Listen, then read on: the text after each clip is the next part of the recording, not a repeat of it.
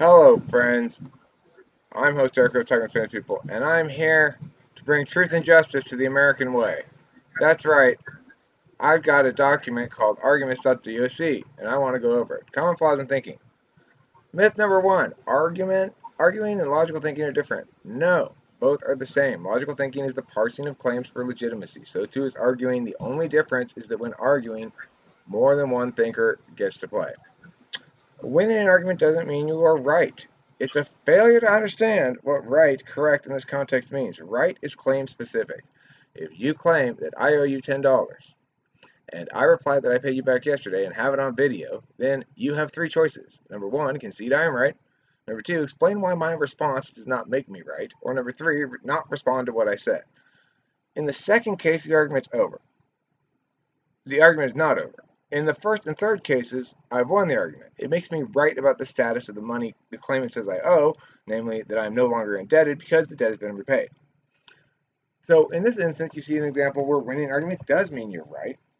The problem is people often think that rightness must link to a concrete physical action like that. Do I have to give you $10 or not? Well, it doesn't have to link to it. It has to link to something axiomatic like that, but it can be a relatively fixed object rather than absolutely fixed object in that fashion. Okay, so myth number three: empirics are more important than reasoning. This flaw of thinking is mistaking the servant for the king in all matters. Empirics can do no more than substantiate claims. Empirics are the grunt work of thinking. Plate tectonics, which I just heard about on NPR, provides a perfect case study. Prior to the 60s, people thought that earthquakes occurred because the Earth was slowly expanding, creating more space between the continents. It's a sensible enough explanation. Then a clever fellow pointed out that the Earth is lifted and lowered in jagged fashion, inconsistent with the prevailing model, during earthquakes, that should say. Of course, he had to go measure barnacles against sea level to provide the empirics to support the claim that the Earth actually is lifted and lowered in jagged fashion. But all the meaningful work was done intuitively, as is almost all the meaningful work of almost all good ideas. Okay, number four. Because we know what words mean, we can argue about them meaningfully. It is not sufficient to know what words mean to argue about their meaning. You must define them for the purposes of argumentation. Definitions are arbitrary, and or that the best definitions are mostly from the dictionary, or most right definitions are from the dictionary. This is myth number, what is it? 5? 1, 2, 3, 4, 5. This is nonsense. Definitions can and should be deduced from what they must and must not be given that which they necessarily include and necessarily exclude. Many definitions people use are mishmashes of poppycock. Bias is relevant. This is myth number 6. It's hugely common. People think bias is very important to know. FE users are fixated on people's bias. They think they can deduce whether or not something is right or incorrect, whether their arguments are legitimate or ought to be given credence based on the individual's bias. It is not a relevant point. Even very smart people think that bias is relevant. It's not. The most biased person in the world, filled with infinite butthurt and desperate to win and to prove himself smart and be right, still is entitled by any and all understanding of fairness to have his points heard and addressed on their merits, not on his merits. Any kind of bias-related argument is fundamentally an ad hominem attack. Okay, so that's a basic sort of like 1, 2, 3, 6 basic points about argumentation. Now note, what is this not? This is not good FE. I'm purporting myself to be an expert in thinking, but the people watching this are all very smart people, and they think themselves are very smart. And the tone I'm using is somewhat condescending and or pedantic. Now, nobody's supposed to be the expert in thinking. That's supposed to be something that's left up to the up in the air. But the reason people think that is because they fail to understand that argumentation and thinking are the same thing. If you are not arguing well, if you are not arguing properly, you are not thinking properly. It's that simple. So, friends, I am not presenting this because I want to aggrandize myself, but even if I am, it doesn't change the fact that I'm right. And I now open the floor.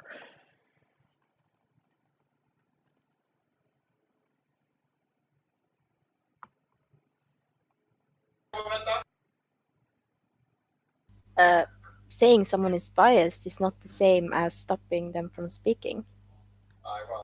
We're not talking about whether they're being prevented from speaking, but whether or not their rightness is being cast asunder because of their bias. Just because I'm biased in favor of the thing doesn't mean I'm not right about my claims. The claims have to be adjudicated as though I weren't biased. That's necessarily what good thinking means. But what if someone argues something because they feel bad about it? Is that not a bias? Well, it's a bias, but is that their argument? The point is the argument is distinct from the bias.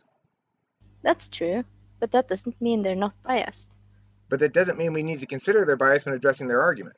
In fact, it means we need No, not to consider their bias, or else we're being biased against their well, it bias. doesn't. It doesn't make any difference. What do you mean? Like, so if even if they are biased or if they're not biased, you're still hearing them out. It doesn't change the outcome. No, what I'm saying is when you hear them, a lot of people will say something like, "You're biased. You are just looking for blah blah blah blah blah blah blah blah." It's not a fair argument to make. The fair argument to make is your point is not standing or is standing according to the following reasonable evaluation of it.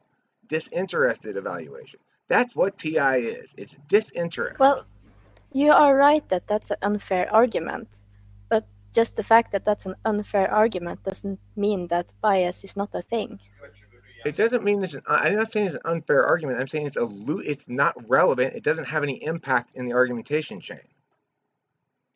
But No, people it doesn't. think it But that does and claim that it does often. So that's why I'm correcting it. okay, but even if it doesn't, bias is still a thing. I know, but Okay, okay, it's yeah, not it's relevant still not a, but it's not yeah. relevant in arguing any particular point. It is a thing we can talk about in general how the reason that guy argues badly is because of his bias. But we have to establish that he argues badly by pointing to his actual arguments, not his bias. People put the cart before the horse all the time.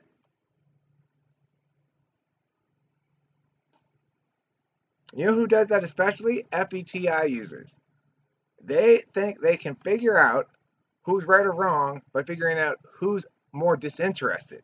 Disinterest may correlate with TI on a behavioral level, and it is the fundamental moral imperative of TI on an abstract level, but that doesn't mean that you can rely on simply disinterest to determine whether or not a party is right or wrong, because often an interested party will be right if they have the best argumentation. Yeah.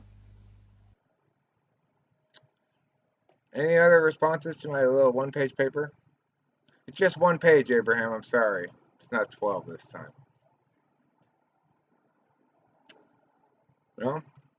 Alright, well, now that I've pissed everybody off, thanks for watching Talking with Friends, people. And don't forget to eat plenty of cheese.